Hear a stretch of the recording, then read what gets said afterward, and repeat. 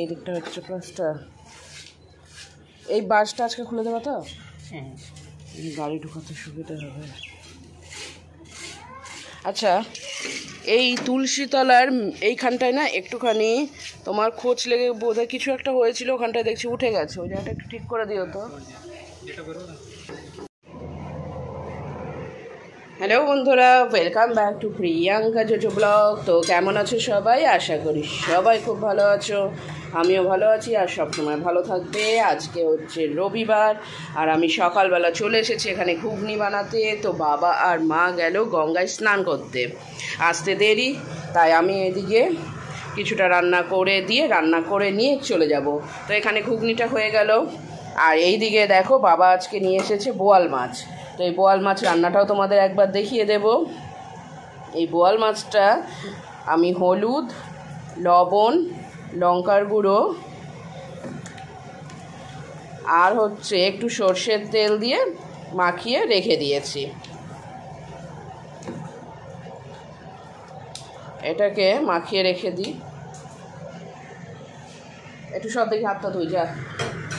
আমাকে ফ্রিজ থেকে একটু লেবু এনে দিত। আর এখানে ভাতটা হয়ে গেছে, ভাতটা উপর দিলাম, হাতটা ধুই এবার। আর এই দিকে দেখো এখানটায় আলু আর পেঁপে সিদ্ধ করে রাখা আছে, যেটা ভাবছি আমি বসিয়ে দেব। আর এখানটায় আছে শাক, লাল শাক, যেটা আমার রান্না করে গেছে। তো এইদিকে ঘুগনিটা যেহেতু রান্না হয়ে গেছে, তো ঘুগনিটা আমি নামিয়ে নিই। এখানে আমি এখন আলু আর পেঁপের তরকারিটা বসিয়ে দেব। এখানে দেখো আলু আর পেঁপেটা সিদ্ধ করে রেখেই গেছে, তো ভাবলাম বসিয়েই দিই। তো আলু পেঁপেটা আজকে আমি করব হচ্ছে তোমার যে ঘুগনির জন্য মশলা রাখা ছিল, পেঁয়াজ, রসুন, টমেটো, আদা বাটা যা আছে ওই মশলা দিয়ে করব। নিরামিষ না, আমিষ পেঁপের তরকারি। এটাকে বসিয়ে দিলাম। এবার এইগুলো করতে করতে, এই ভাজা হতে হতে আমি চটপট ঘরটার মুছে নিই। আর এটা এখানটায় মাছটা আছে, থাকুক এটা কিছুক্ষণ মাখানো।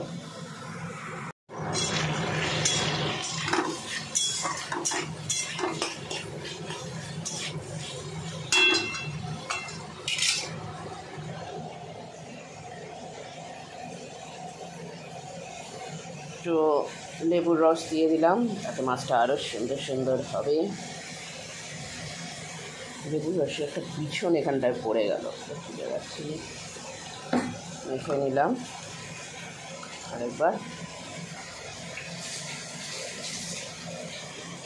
এটারে বাবা ঢাকা দিই। আর এখানটায় দেখো এটার জন্য আমি এরকম বড় বড় সাইজের আলু কেটেছি। আর এখানটায় পেঁপের তরকারিটা হচ্ছে।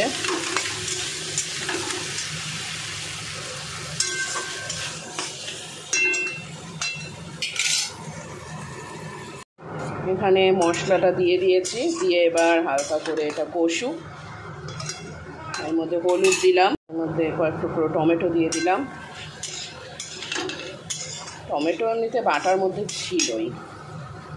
আর একটু একটু জল দিয়ে কষবো। আর ঘিয়ের কৌটোটা এখানে রেখেছি, ঘিটা ভেতরে জমে গেছে, তো এবার ওটাও গলবে। আর এর মধ্যে আমি দিয়ে দেবো।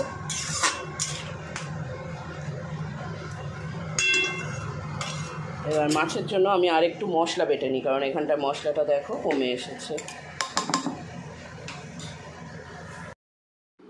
এখানে দেখো পেঁপের তরকারিটা রান্না একদম কমপ্লিট, একদম ধুয়ে উঠছে। আর এইমাত্র বাবা আর মা বাড়ি ঢুকলো স্নান টান করে, মানে গঙ্গা থেকে। এবার এইদিকে আমি মাছটা বসাবো। তো কড়াইতে সর্ষের তেল দিয়েছি, সর্ষের তেলটা গরম হবে, তারপরে এর মধ্যে মাছগুলো ছেড়ে দেবো। আর হ্যাঁ, বোয়াল মাছ তেলে ছাড়ার সময় অবশ্যই কিন্তু সাবধানতা অবলম্বন করো। বোয়াল মাছ যা বোমবাস্ট করে কি বলবো, মানে কড়াইতে বোমবাস্ট হচ্ছে জানো না, বুট বাট করে ফাটছে। তো যাই হোক, ঢাকা চাপা দিয়ে কোনো রকমে আমি ভাজা কমপ্লিট করলাম।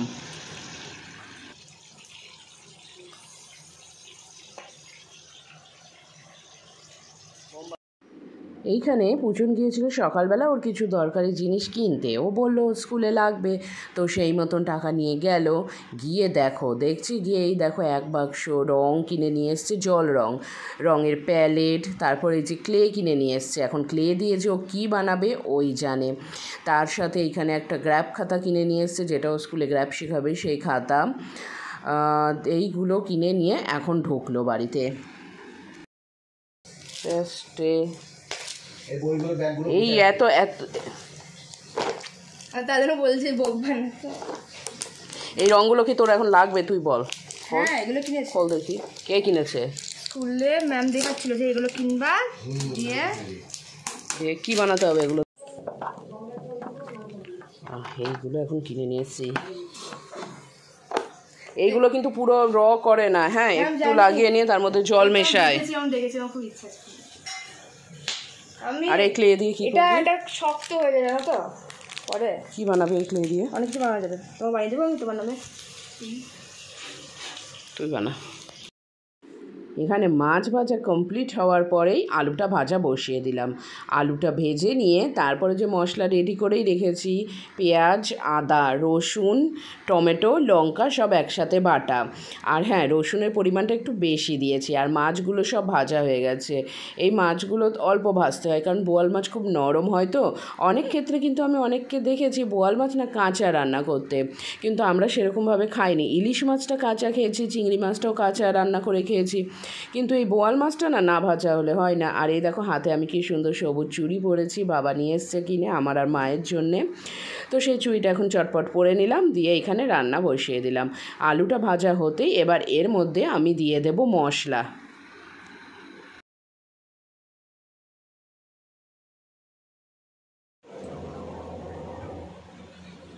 মা এখানে পুজো করছে, আজকে সব ঠাকুরকে ভোগের সন্দেশ দেওয়া হচ্ছে। এদিকে দেখো মশলাগুলো কষতে কষতে সুন্দর কিন্তু রং আসছে। আর এর মধ্যে কয়েকটা কাঁচা লঙ্কা দিয়ে দিয়েছি, আর একটু লাল লঙ্কার গুঁড়ো, আর হলুদ লবণ তো আছেই স্বাদ মতন।